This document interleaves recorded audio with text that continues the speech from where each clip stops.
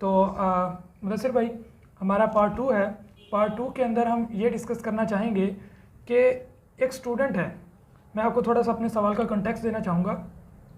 एक स्टूडेंट है जिसने रिसेंटली कॉलेज पास किया है और अभी उसका कॉलेज का रिज़ल्ट आया है या आने वाला है और उसने एडमिशन ले लिया है यूनिवर्सिटी के अंदर। अब उसके जहन में बहुत सारी चीज़ें हैं। एक कि मैं यूनिवर्सिटी जाऊंगा या जाऊंगी और वहाँ पे मेरे पास बहुत सारे मौक़े होंगे। वो मौक़े वो पॉजिटिव भी सोच रहा होगा, वो नेगेटिव भी सोच रहा होगा। और यूनिवर्सिटी की कुछ उसको नॉन होंगी, कुछ सिर्फ वो होप कर रहा होगा। ऐसी चीज़ें होंगी, बल्कि मैं कहूँगा ऐसी रंगीनियाँ होंगी जिसकी वजह से वो बड़े एक्साइटेड होके जा रहा है या जा रही है यूनिवर्सिटी में। और अगर मैं खुल के बात करूँ तो जिसमें से उसकी एक्साइटमेंट की एक बड़ी वजह ऑपोजिट जेंडर होता है। ऑपोजिट जेंडर मुतज़ाद जिन्स है उसके साथ जो है ना पढ़ना मिल के, और उसके साथ दीगर मामलात। डे फर्स्ट पे एक स्टूडेंट जो है यूनिवर्सिटी में आने वाला है। Majority of the students hostel में रहते हैं। कुछ ऐसे होते हैं कि यूनिवर्सिटी के अंदर उनको जो गवर्नमेंट के हॉस्टल्स हैं वो मिलते हैं। कुछ हैं जो सिटी के अंदर, जो भी सिटी है उनका, उसके अंदर वो प्राइवेट हॉस्टल्स के अंदर रहते हैं। और फिर उनको उस डोमेन के अंदर काफ़ी मुश्किलात भी पेश आती हैं। नए नए लोगों के साथ वो रहना भी शुरू करते हैं।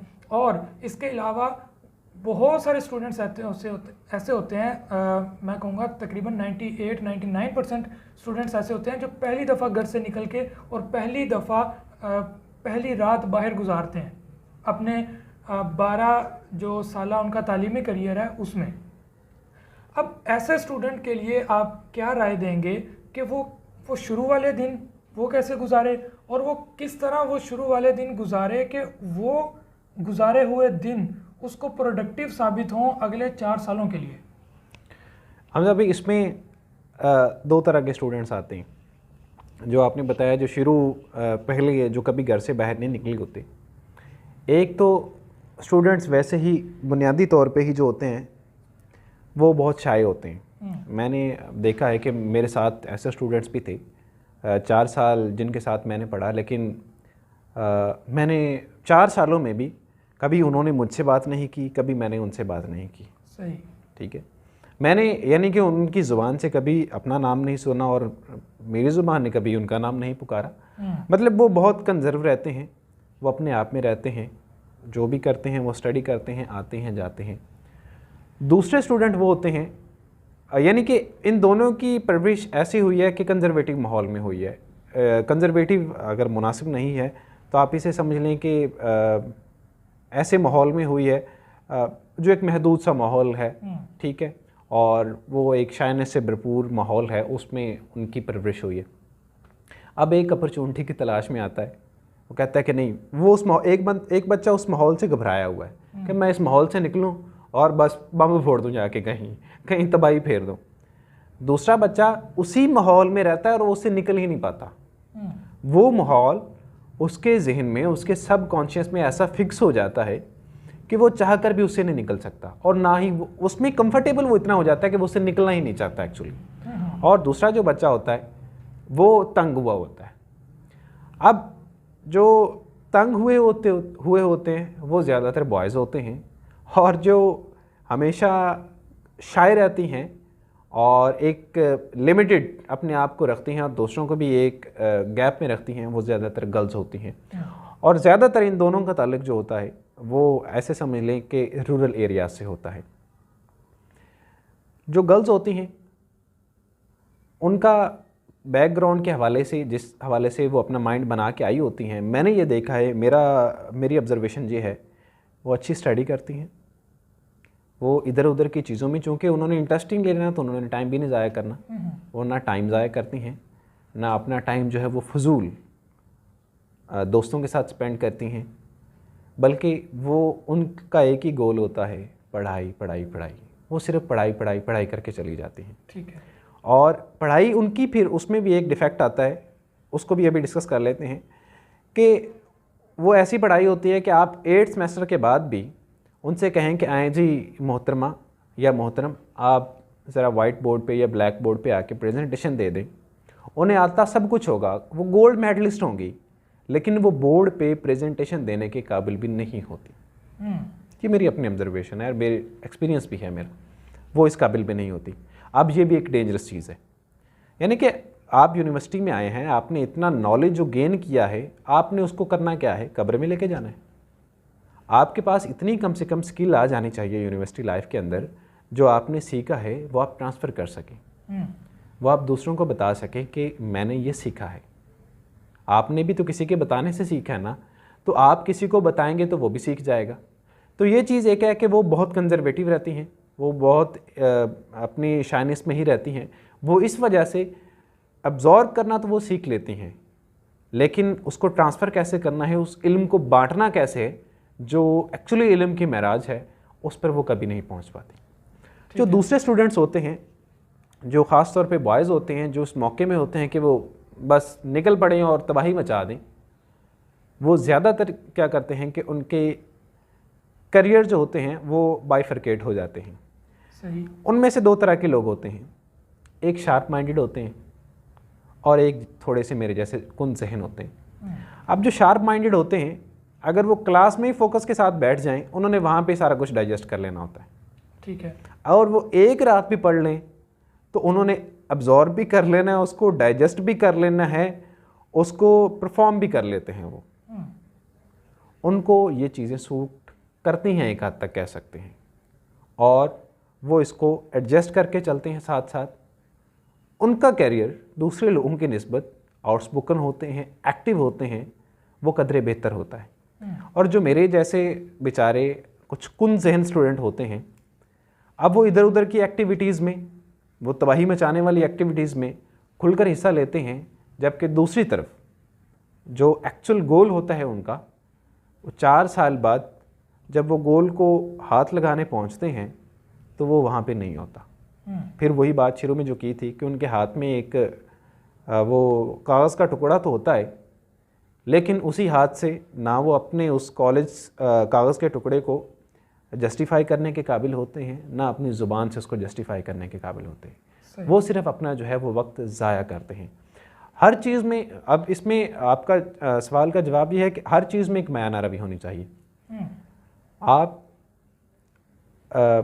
को करिकुलर एक्टिविटीज़ में भी हिस्सा लें, लेकिन एक हेल्दी एक्टिविटी होनी चाहिए और उसकी एक टाइम लिमिट हो। ये नहीं कि आप 15 ऑर्गेनाइजेशंस का पार्ट हैं, और वो भी फजूल किस्म के ऑर्गेनाइजेशन हैं जिन्होंने क्या करना है कि महीने 2 महीने बाद एक इवेंट करवा देना है और ऐसे ही most influential man on earth का अवार्ड दे देना है, वो भी पेड अवार्ड दे देने हैं। वैसी ऑर्गेनाइजेशन नहीं होनी चाहिए। यूनिवर्सिटीज़ में आपके पास मुतअद्दिद मौके होते हैं, अच्छी सोसाइटी के साथ बैठें, वहाँ पे आपकी ग्रूमिंग होती है, वहाँ पे आपकी कम्युनिकेशन स्किल्स डेवलप होती हैं, प्रेजेंटेशन स्किल्स आपकी डेवलप होती हैं, वहाँ पे आपको लोगों के साथ उठना बैठना, प्रोटोकॉल आ जाता है। आपको ये है कि वहाँ पे आप लोगों के साथ मिलते हैं, आपके लिंक्स ज़्यादा जनरेट होते हैं, आपके पब्लिक रिलेशंस ज़्यादा बनते हैं। लेकिन उसके साथ साथ आपकी जो स्टडी है, आपकी जो सब्जेक्ट के ऊपर ग्रिप है, वो बहुत अच्छी होनी चाहिए। अब फॉर एग्ज़ाम्पल मैं किसी सोसाइटी का पार्ट हूँ और मैं बहुत एक अच्छा स्पीकर हूँ और मैं ज़ूलॉजिस्ट हूँ, मुझे बातें सुनाना बहुत आती हैं, बातें बनाना भी बहुत आती हैं, लेकिन मैं टीचर हूँ। ज़ूलॉजिस्ट ज़्यादातर टीचर ही बन जाते हैं। मैं टीचर हूँ, मैं क्लास में कितने दिन बातें सुना लूँगा? 2 दिन, 4 दिन, 5 दिन। उसके बाद मैंने क्या करना है? उसके बाद मुझे अपने सब्जेक्ट पे आना है, और जो बच्चों ने मुझसे सीखना है वो सब्जेक्ट होना चाहिए, वो सब्जेक्ट मैटर होगा। अगर वो मुझे नहीं आता तो वो मेरी बातों से, वो अमल से, खाली बातों से वो ज़्यादा देर मुतासर नहीं होने वाले। आप एक अकाउंटेंट हैं, आप कितने दिन बातों से लोगों को इम्प्रेस कर लेंगे और अपनी सीवी दिखाकर, जब तक आपको काम नहीं आता होगा। बिल्कुल ठीक है। आप एक DVM डॉक्टर हैं, आपके हाथ में डिग्री है, जब आपके सामने एक जानवर मर रहा है, आप उसका इलाज नहीं कर सकते, तो आप लाख उन्हें सुनाते रहें कि IT ये चीज़ होती है, उन्हें उससे कुछ लेना देना नहीं है। उनका अगर जानवर पेट मर रहा है, उन्हें उसका इलाज चाहिए, दैट्स इट। आप IT के बंदे हैं, आप फ्रीलांसिंग पे, आप कंटेंट राइटिंग पे, कंटेंट मार्केटिंग पे, एडवर्टीजमेंट पे जितनी मर्जी लेक्चर झाड़ते रहें, उनसे कुछ लेना देना नहीं है। आपसे पूछा जाएगा कि आपके पास स्किल क्या है, आप परफॉर्म क्या कर सकते हैं, और वो परफॉर्मेंस आपकी एक्चुअल परफॉर्मेंस होती है वो थियोरेटिकल परफॉर्मेंस नहीं होती। तो ये जो थियोरेटिकल परफॉर्मेंस है ये एक अलग चीज़ है, आपकी जो एक्चुअल परफॉर्मेंस है वो एक अलग चीज़ है। थियोरेटिकल परफॉर्मेंस भी साथ साथ आप रखें, आप सोसाइटीज़ में पार्ट लें, आप सारी चीज़ों में हिस्सा लें, इससे भी आपकी जो मैंने बताया कि बहुत सारी चीज़ों में आपको फ़ायदा होता है इससे। लेकिन जो कोर चीज़ है वो आपका सब्जेक्ट है, वो आपकी फील्ड है, वो आपका शोबा है, उसमें आपको एक बेहतरीन कारकर्दगी दिखानी है, उसमें आपकी ग्रिप बहुत अच्छी और सबसे स्ट्रॉन्ग होनी चाहिए। वही आपकी कोर वैल्यू है और वही आपकी वैल्यू डिसाइड करेगा कि आपने कहाँ जाना है, कब जाना है, कहाँ तक जाना है और क्यों जाना है। ठीक हो गया जी, आपकी डिसाइड करेगा। ठीक हो गया। बहुत शुक्रिया मुदस्सिर भाई। हमारी वीडियो का टाइम ख़त्म हो रहा है, लेकिन हम ज़रूर चाहेंगे कि आपसे दोबारा इस मौजू पे बात हो।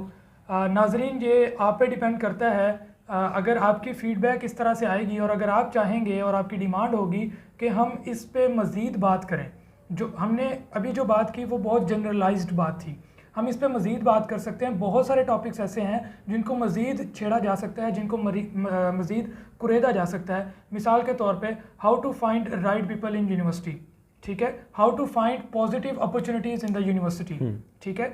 इसके अलावा भी और बहुत सारी हो सकती हैं कि कम्युनिकेशन आपने अपनी बेहतर करनी है तो उसका क्या तरीका हो सकता है स्टेप वाइज।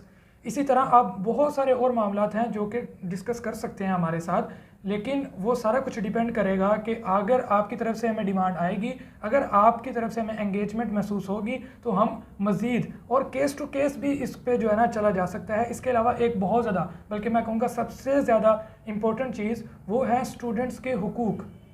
स्टूडेंट्स के हुकूक यूनिवर्सिटी के अंदर मुख्तस हैं, बल्कि कानून भी है कि कौन कौन से उनके हुकूक हैं, कौन कौन से उनके फ़राइज़ हैं। इसी तरह हर कम्युनिटी के यूनिवर्सिटी के अंदर मौजूद मुख्तलिफ तबके के जितने भी लोग हैं सबके अपने फ़राइज़ हैं, अपने हुकूक हैं, लेकिन किसी को नहीं पता कि हमारा हक कहाँ पे है और हमारा फ़र्ज़ कहाँ पे है। इन सारी बातों पे और फिर उसके बाद जितने भी मसले मसाइल आते हैं, इंडिविजुअली किसी को आते हैं, किसी ग्रुप को आते हैं, किसी ख़ास शोबे को आते हैं या आते रहे हैं, उनको भी हम डिस्कस कर सकते हैं। सब डिपेंड करता है आपकी एंगेजमेंट और उसका बेहतरीन तरीका ये है कि इस वीडियो को लाइक करें, शेयर करें मज़ीद लोगों के साथ और इस चैनल को सब्सक्राइब करें। इंशाल्लाह मुलाकात होगी इसी डोमेन के किसी नई वीडियो में या फिर किसी और डोमेन की एक और वीडियो में। नहीं, इंशाल्लाह हम इसके मुतालिक बात करेंगे कि यूनिवर्सिटीज़ में ख़ास तौर पे फ़ीमेल को एक मसला होता है और जो रूरल एरियाज़ के लोग हैं वो बेचते नहीं कि यूनिवर्सिटीज़ में ये होता है, यूनिवर्सिटीज़ में वो होता है। यूनिवर्सिटीज़ में ख़ास तौर पे ये हकीकत है कि लड़कियों को आप जो ख़ास तौर पे हमारे टीचर ही होते हैं वो भी ब्लैकमेल भी करते हैं। यूनिवर्सिटीज़ में एक रिपोर्ट पढ़ी है कि कराची की एक रिपोर्ट पढ़ी है कि 60% लड़कियों ने रिपोर्ट में बताया कि 60% मेल प्रोफेसर्स ने उन्हें हिरासा किया। तो वो हिरासगी का कानून क्या है, HEC का कानून क्या है और पाकिस्तान में उसका कानून क्या है, आप अपने केस को किस तरह परसू कर सकती हैं और आप ये जो एक कानूनी जंग है इसमें आप उनको एक सबक कैसे सिखा सकती हैं, इसके मुतालिक भी इंशाल्लाह आपको आगाह करेंगे। जी, थैंक यू, अल्लाह हाफ़िज़।